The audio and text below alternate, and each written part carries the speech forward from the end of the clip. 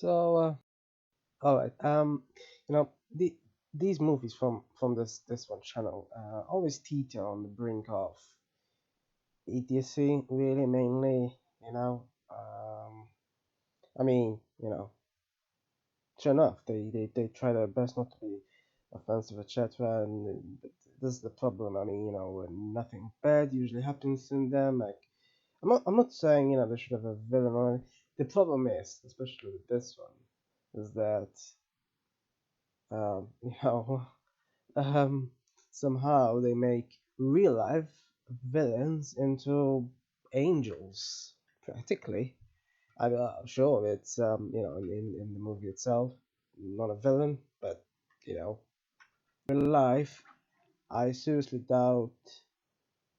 Um, I mean, sure it's a stereotype, but I seriously doubt billionaires or anything like that. In real life, it's weird though how they made it look like it's some sort of joke. Keep saying, "Oh, it's a joke," but not as if somehow, being mean to somebody could be a joke. And somehow, sure enough, the rest of the movie, he's not really mean to anyone, etc. Quite unbelievable. I mean, sure, it's the fact that he might have fallen for her, etc. So changes his actions accordingly because of that is kind of believable. That's what happens, but it's such a shallow move. It's unbelievably shallow. In a way, it's sort of like the empty Scrooge sort, where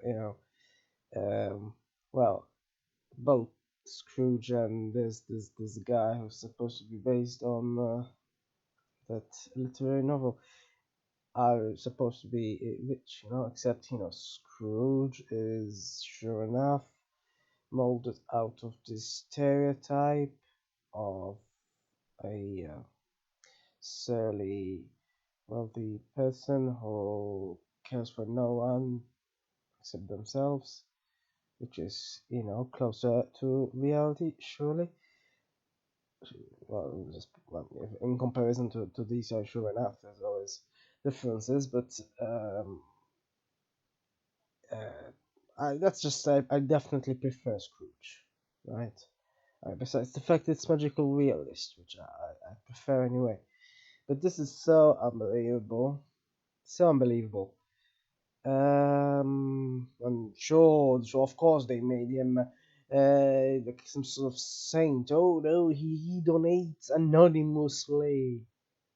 And then he ends up reading to children. Wow, what's next? Is he going to aid people from other continents who are poor?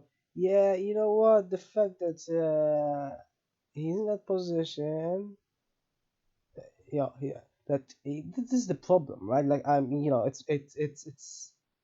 it's sure it is a stereotype to think that people like him wouldn't be like him, as in personality wise, but statistically it is so, and statistically even more so, people who inherit aren't at all like him. Pretty sure. I mean, okay, you know, I'm not claiming to have done any research into this, but based on all right. So anyway, let's just yeah, this is a movie anyway. This is just my opinion, so whatever. It's not about statistics or anything. I'm just saying that this is literally the first person I've ever encountered on screen or real life who is supposed to have inherited wealth and yet is somehow almost a saint. Uh, I you know it's pretty much a unicorn sort of situation, and we know unicorns are fiction, apart from of course the companies themselves, which are also sort of fictional because they're over evaluated. Anyway, that's another thing. Yeah, it's so unbelievably facile. It's like you know the other movies I've watched before, what are they called again? They also Hallmark really doesn't it couldn't care less about being creative. I cannot believe how many movies there can be with that name in the title, and that's another major complaint about this movie as well, if not the worst thing about this movie. I cannot believe the amount of times that word was mentioned. I'm not even going to bother with mentioning it. You know which word it is. Unbelievable. It's like they dispensed with a script and just said, "Yep, mention that word 200 times." There we go. Some movies mention the word "fuck" 200 times. This movie mentions the word. You know what it is. I'm so seriously sick. Honestly, I don't know if this is like a ploy to make people sick. Because of course, overexposure to something makes people sick. Unless of course they don't want to be sick and want to be influenced by it and somehow buy into it and I don't know. But mostly it makes people sick, I think, or at least it does do to me generally with most things that I repeat it. So, I think this was by far the worst such movie ever. Now, the funny thing is, though, it actually reminded me of what my favorite movie is, actually, which also happens to have that word in the title as it happens, but I don't really associate it with that word at all because it's not really very such themed. It's more Halloween themed. I'm talking about The Nightmare Before, right? You know, Tim Burton's Disney, I think. Yeah, yeah. It's amazing that it has that word in the title, the last word, and can still be amazing. I mean, most animation is amazing, but it's poetry practically, and everything that happens is pretty poetic and very interesting. That's definitely my favorite such movie.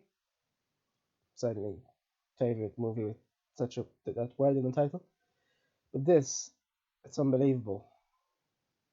Um, I mean, it's not like this. These sort of movies even rely on. See, this is the problem. I mean, rom-coms are terrible in the first place, right? They can be terrible if there's no differences. If it's just boilerplate. And true enough, Hallmark loves rom-coms. Although apparently it also loves such themed rom-coms. As it happens, though, the first movie I ever watched from them was, I think, a plain rom-com. I forgot what it was called now. Wasn't terrible in past either, but I don't think it was as bad as these. These are pretty bad. Apparently, they release like 20 a year. It's incredible. You have an industry of such themed Chris. Ha! I said the word. There. Well, half of it anyway. But this was seriously the worst though, because the ones I watched before here, for example, right? I mean, they were bad as well, but they didn't mention the word as many times. Pretty sure. And oh, they had something else like this list that I watched recently. It had more playfulness to it. It didn't seem to be propaganda for wealthy people like this movie was. So yeah, um, you know, list, with that word at the beginning isn't quite best movie ever or anything, but certainly not as bad as this.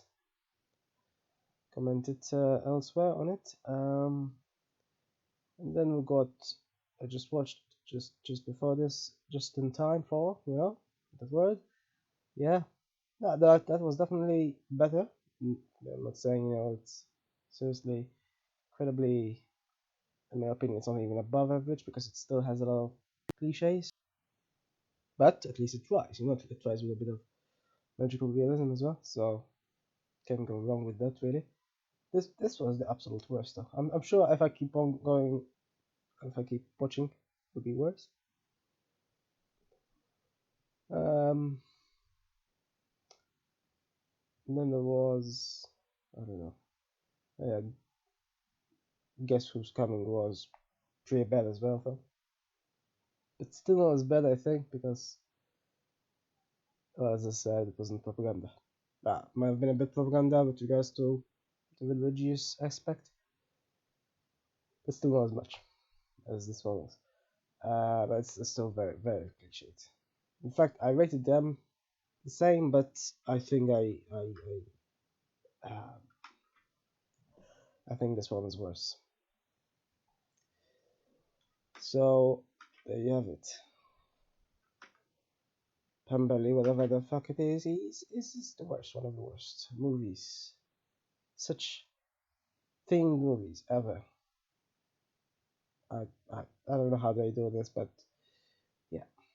As much as as is this clean or anything, there's nothing that is disgusting or anything like some rom-coms somehow try to somehow think that someone vomiting is funny and such.